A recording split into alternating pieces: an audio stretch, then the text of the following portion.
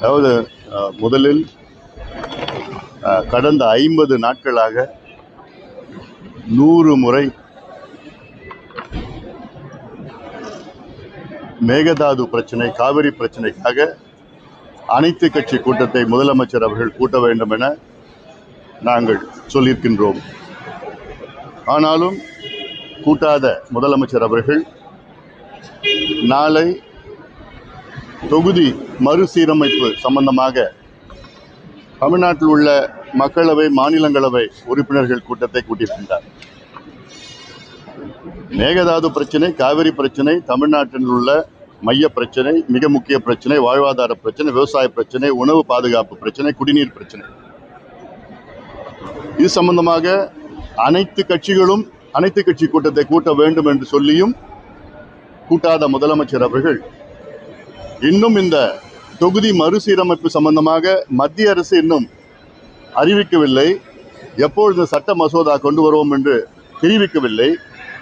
இந்த சூழலில் அந்த பிரச்சனை சம்பந்தமாக, டீலிமிட்டேஷன் பிரச்சனை சம்பந்தமாக அப்படி தெரிந்து கொள்ள வேண்டும் என்றால் முதலமைச்சர் அவர்கள் அனைத்து கட்சி கூட்டத்தை கூட்ட வேண்டும். அனைத்து மக்களவை, மாநிலங்களவை, அனைத்து எம்பிஸ் கூட்டத்தை கூட்டுவதற்கு என்ன தேவை? இதனால் என்ன நடக்கும்?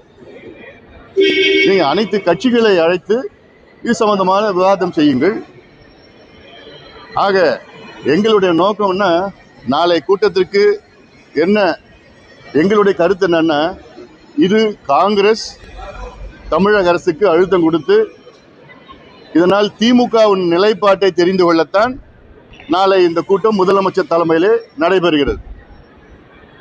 இந்த டீலிமிட்டேஷன்ல திமுகவுடைய ஸ்டாண்ட் என்ன அதை தெரிந்து கொள்ளத்தான் நாளை இந்த கூட்டம் நடைபெறுகிறது.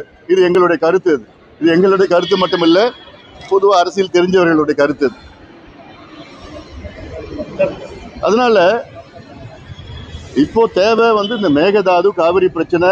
இப்போ தண்ணி வந்துடுச்சுன்னு அமைதியா இருந்துடக்கூடாது. இன்னும் எவ்வளவு பிரச்சனைகளுக்கு, சிக்கல்களுக்கு. இப்போ தண்ணி கொஞ்ச நாள் வந்துட்டு இருக்கு. இந்த ஆண்டு L Niño, super L Niño effect ஆண்டு. இந்த ஆண்டு இந்த பிரச்சனையை இன்னும் அதிக அளவில் கையாளணும். அதுக்கு அனைத்து கட்சிகளை முதலமைச்சர் அவர்கள் அழைக்க வேண்டும். அதுல என்ன ஈகோன்னு எங்களுக்கு ஒன்றும் புரியல. சட்டமன்றத்தில் தீர்மானம் நிறைவேற்றி மத்திய அரசுக்கு அனுப்பி வைத்தா போதுமா? போதாது. சட்ட போராட்டங்கள்லாம் எங்களுடைய கருத்துக்களை கேட்க வேண்டும். கேட்டு ஒரு கூட்டு முடிவெடுக்க வேண்டும். இந்த காவிரி பிரச்சனையில திமுகவுடைய நிலைப்பாட்டு நான் சொல்றேன் பாருங்களேன். தொடர்ந்து இந்த காவிரி பிரச்சனையில திமுக தமிழ்நாட்டுக்கு செய்த துரோகம் நான் பார்க்கிறேன். 1971 அப்போது உச்சநீதிமன்றத்தில் ஒரு வழக்கு தொடர்றாங்க. அந்த வழக்கு என்னன்னா, அப்போ வழக்கு இந்த காவிரி பிரச்சனை சம்பந்தமான வழக்கு. அது அதுல காவிரி நடுவர் மன்றம் அமைக்க வேண்டும் என்று அப்போவே அந்த வழக்கு. இந்த வழக்கை அப்பொழுது கலைஞர் அவர்கள் உச்சநீதிமன்றத்தில் இருந்த வழக்கை திரும்ப பெற்றார், இந்திரா காந்தி அம்மையாருடைய அழுத்தத்தின் காரணத்தால். அப்ப மட்டும் அவர் திரும்ப பெறலன்னா இந்நேரம் இந்த காவிரி பிரச்சனைக்கு அன்னைக்கே தீர்வு வந்திருக்கும். 90 நடுவர் மன்றம் அமைச்சு 91 இடைக்கால தீர்ப்புலாம் இல்ல, அது 70 இந்த பிரச்சனைக்கு தீர்வு வந்திருக்கும். அது மிகப்பெரிய ஒரு துரோகமா நான் பார்க்கிறேன். அடுத்தது 71, 72, 73 3 அணைகள், ஹேமாவதி, கபினி, ஆரங்கி, காவிரியின் குறுக்கே கர்நாடகாவில் கட்டியிருக்கிறாங்க. தமிழ்நாடு அனுமதி இல்லாம இவர் என்ன பண்ணிருக்காரு, சட்டமன்றத்தில் ஒரு தீர்மானம் நிறைவேற்றிருக்கிறாங்க. அவ்வளவுதான். அடுத்தது 74 அந்த 24 போட்ட ஒப்பந்தம், 50 ஆண்டுகள் போட்ட ஒப்பந்தம் புதுப்பிக்கல. 74 புதுப்பிக்கல. அப்போ கலைஞர் தான் இருந்தார். அதன் பிறகு 2007 நடுவர் மன்றம் இறுதி தீர்ப்பு வந்தது. இறுதி தீர்ப்பு அந்த தீர்ப்புல எவ்வளவு நல்ல அம்சங்கள் இருந்தது. என்னன்னா, காவிரி மேனேஜ்மெண்ட் போர்டு அமைச்சா, அந்த பவர்ஃபுல் மேனேஜ்மெண்ட் போர்டு, எல்லாம் அதிகாரம் உள்ள அந்த போர்டு, அதை அமைக்கலாம் அப்படின்லாம் அந்த நடுவர் மன்றத்தில் இறுதி தீர்ப்புல இருந்தது. அது அப்படியே கிடப்புல போட்டு, மெத்தனமா இருந்து கிடப்புல போட்டுட்டாங்க திமுக அரசு. அப்போ அதன் பிறகுதான் ஜெயலலிதா அம்மையார் 2013 அது கெசட் நோட்டிபிகேஷன் பண்ண பிறகுதான் அதுல சிக்கல்லாம் அப்புறம் கர்நாடகா போட்டு, அப்புறம் உச்ச நீதிமன்றத்தில் 2018 தான் அதுல இறுதியா உச்ச நீதிமன்றம் தீர்ப்பு வழங்குது. அதன் பிறகும் இந்த ஆண்டு மார்ச் மாதம் திமுக ஆட்சி காலத்தில், இறுதி காலத்தில் மார்ச் மாதத்தில் யாருக்குமே தெரியாம, எந்த கட்சியும் கேட்காம, யாருக்குமே தெரியாம ரகசியமாக மத்திய அரசுக்கு ஒரு கடிதம் திமுக அரசு அனுப்பி இருக்கிறது. அது என்ன கடிதம்னா, மேகதாது நடுவர் மன்றம் அமைக்க வேண்டும் என்ற ஒரு கடிதம். இது யாரை கேட்டு அனுப்புனீங்க? என்ன அவசியம் உங்களுக்கு? இது செய்தது திமுக தான், மார்ச் மாதம். அதன் பிறகு சட்டமன்றத்தில் இப்போ 2 மாதத்துக்கு முன்பு சட்டமன்றத்தில் தீர்மானம் அந்த நேரத்தில் அதுல ஒரு திருத்தம் வேண்டும் என்று எதிர்கட்சி தலைவர் கொண்டு வர்றார். என்னன்னு, மேகதாது நடுவர் மன்றம். அதாவது ஒரு ஆற்று பிரச்சனைக்கு தான் நடுவர் மன்றம் கொண்டு வருவாங்க தவிர அந்த ஆற்றில் இருக்கின்ற டேம் பிரச்சனைக்காக நடுவர் மன்றம் யாரும் கொண்டு வர மாட்டாங்க. ஒரு 2 மாநிலம் 3 மாநிலத்தில் இருக்க 6 பிரச்சனையா, அப்பதான் நடுவர் மன்றம் கொண்டு வருவாங்க, ட்ரிபியூனல் கொண்டு வருவாங்க. தவிர அதில் இருக்கிற ஒரு டேமுக்காக அந்த பிரச்சனைக்காக நடுவர் மன்றம் யாரும் கொண்டு வர மாட்டாங்க. ஆனா திமுக அது கொண்டு வந்திருக்கு, பரிந்துரை செஞ்சிருக்கு. அதுலயும் இப்ப இருக்கிற அரசை அதை இந்த திருத்தத்தை, இந்த தீர்மான திருத்தத்தை கொண்டு வந்தது எதிர்கட்சி தலைவர். அதனால இவங்க போற போக்கே வேற.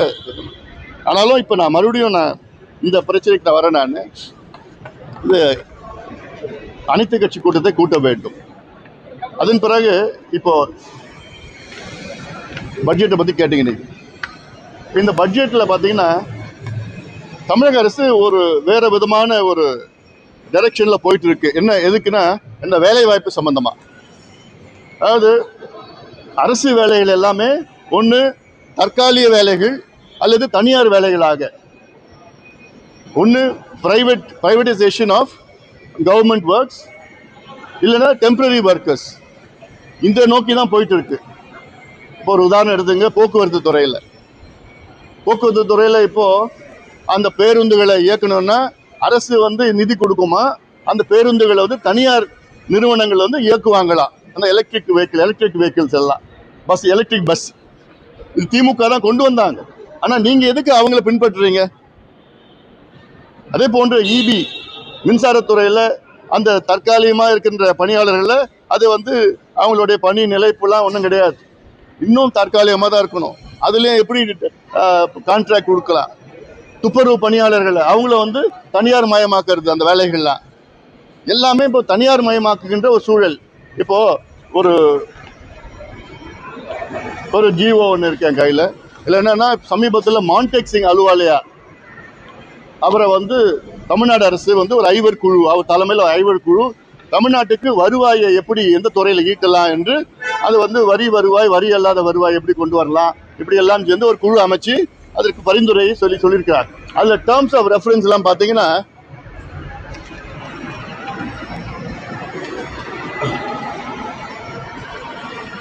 advise the government on measures to augment the state's own tax and non-tax revenues and on policy and administrative measures to improve revenue buoyancy and efficiency and self-reliance. இது ஓகே.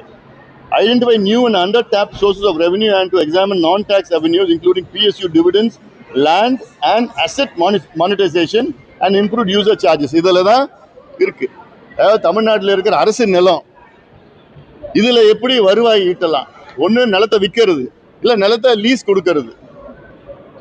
அது இல்லாமல் யூசர் சார்ஜஸ்னா என்ன? இப்போ மின் கட்டணம் எப்படி உயர்த்தலாம், பேருந்து கட்டணத்தை எப்படி உயர்த்தலாம், வருவாயை மக்களை பிழிஞ்சு எப்படி வருவாயை ஈட்டலாம். மான்டெக் சிங் அலுவாலியா என்பவர் அவர் உலக வங்கியில் பணியாற்றினார். அதன் பிறகு பிளானிங் கமிஷன் டெபுட்டி சேர்மனாக இருந்தார். அவருடைய வேலையே என்னன்னா இருக்கிற பிரைவேடைசேஷன் தான். அவர் பிரைவேடைசேஷன் எக்ஸ்பர்ட். எல்லா அரசு வேலையும் அரசு துறையும் தனியார் கிட்ட கொடுத்துட்டு அதுல வருவாயை மானிட்டைசேஷன். அது அப்படி எல்லா வேலையும் பிரைவேட்டுக்கு கொடுத்துட்டீங்கன்னா அரசு வேலைகள் எங்க இருக்கும்? சமூக நீதி எப்படி நீங்க பின்பற்றுவீங்க? இடஒதுக்கீடு எப்படி நீங்க பின்பற்றுவீங்க? நீங்க உங்க தேர்தல் அறிக்கையில கிட்டத்தட்ட காலியா இருக்கின்ற அரசு வேலைகள் அத்தனையும் நிரப்பவும் சொல்லியிருக்கீங்க. இன்னைக்கு 6.5 லட்சம் அரசு வேலைகள் காலியா இருக்கு தமிழ்நாட்டில். இதுல இன்னொரு வேடிக்கையான ஒரு டேர்ம்ஸ் ஆஃப் ரெஃபரன்ஸ் கடைசியில் பார்த்தீங்கன்னா, recommend ways of enhancing revenue from alcohol for human consumption through changes in regulation and taxation policy on liquor. எழுத்து இதுக்கு தான் மான்டெக் சிங் அலுவாலியா கூப்பிட்டீங்களா? டாஸ்மார்க் வருமானத்தை எப்படி அதிகப்படுத்தலாம்னு சொல்லிட்டு, மதுவால வருமானத்தை எப்படி அதிகப்படுத்தலாம்னு சொல்லிட்டு டேர்ம்ஸ் ஆஃப் ரெஃபரன்ஸ் கொடுத்துருக்கீங்க.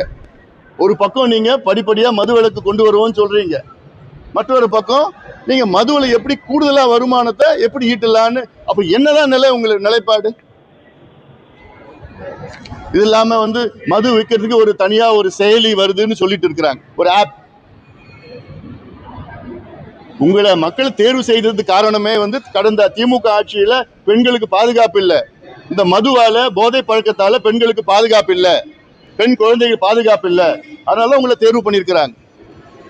மறுபடியும் நீங்களும் அந்த மதுவை எப்படி இன்னும் கூடுதலா விற்கலாம், டாஸ்மாக் கடை எப்படி தனியார் கிட்ட கொடுக்கலாம், மதுவுக்கு எப்படி செயலியை பயன்படுத்தி இன்னும் மது விற்பனை அதிகப்படுத்தலாம்னு சொல்றதுன்னா, அப்போ நீங்க ஒரு பக்கம் சிங்கப்பெண்ணின்னு ஒரு பண்றீங்க, இன்னொரு பக்கம் மதுவை குடிங்க, அதிகமா குடிங்கன்னு சொல்றீங்க.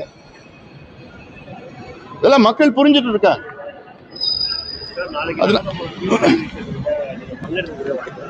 அது நாளைக்கு நாங்கள் முடிவு பண்ணுவோம். பாட்டாளி முயற்சி நாளைக்கு காலையில் நாங்கள் முடிவு பண்ணுவோம். ஏன்னா இன்னொன்று, இந்த கூட்டமே நாளைக்கு நடக்கிற நிச்சயமா யாரும் திமுக போக போறது இல்லை, அண்ணா திமுக போக போறது இல்லை. நடக்கிறது என்னன்னா, திமுக நிலைப்பாடு தெரிந்து கொள்ளத்தான் காங்கிரஸ் மூலமாக இந்த கூட்டம் நடைபெறுது. இன்னும் மத்திய அரசே அறிவிக்கல, டீலிமிட்டேஷன் நாங்கள் கொண்டு வருமா வரலையான்னு மத்திய அரசு அறிவிக்கல. அறிவிக்காத பொழுது இந்த ஒரு கூட்டம் எதுக்கு?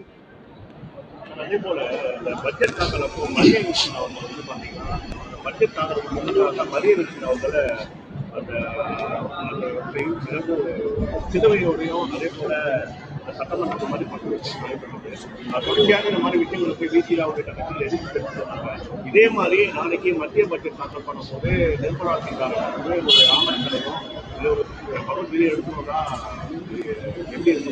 இல்லைங்க, இது அவருடைய நம்பிக்கை, அவருடைய விருப்பம் தான். அதெல்லாம் இது ஒரு விவாத பொருளை ஆக்க தேவையில்லை, அவசியமே கிடையாது.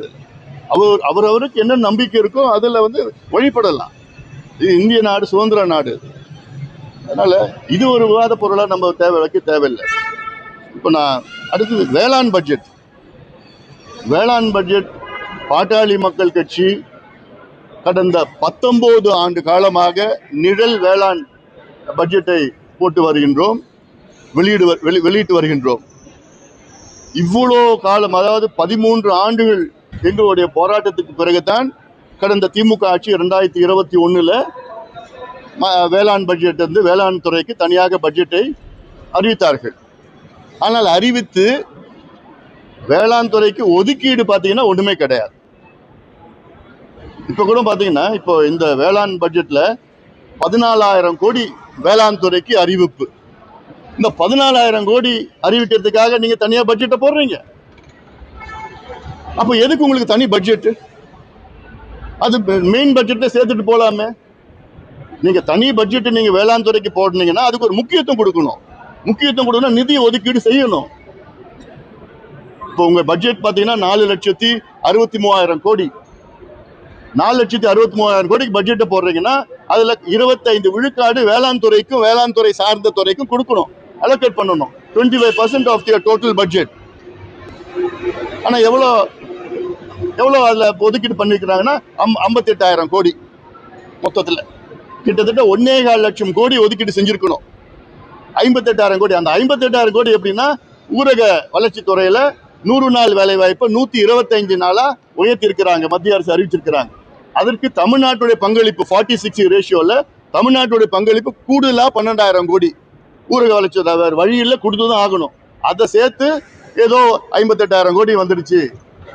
வேளாண் துறை சேர்ந்து மீன் வளத்தை, பால் வளத்துறை, இந்த துறை, செரிகல்ச்சர், ஹார்டிகல்ச்சர் எல்லாம் சொல்லி 58,000 கோடி. அதுல வேளாண் துறைக்கு 15,000 கோடி, 14,000 கோடி. எதுக்கு பட்ஜெட், தனியா பட்ஜெட்? அதுல பாத்தீங்கன்னா தமிழ்நாடு ஸ்கீம்ஸ், அந்த தமிழ்நாடு ஸ்கீம்ஸ்ல 2 கோடி, 3.25 கோடி, 6.5 கோடி, 8 கோடி. 8 கோடி மக்களுக்கு நீங்க ஒட்டுமொத்த தமிழ்நாட்டில் 4 கோடி ரூபாய் ஒதுக்கீடு செஞ்சீங்கன்னா அப்புறம் என்ன திட்டம்? அது திட்டத்தை அறிவிச்சா போதுமா என்ன? அதுக்கு நிதி ஒதுக்கீடு செய்யணும் இல்ல?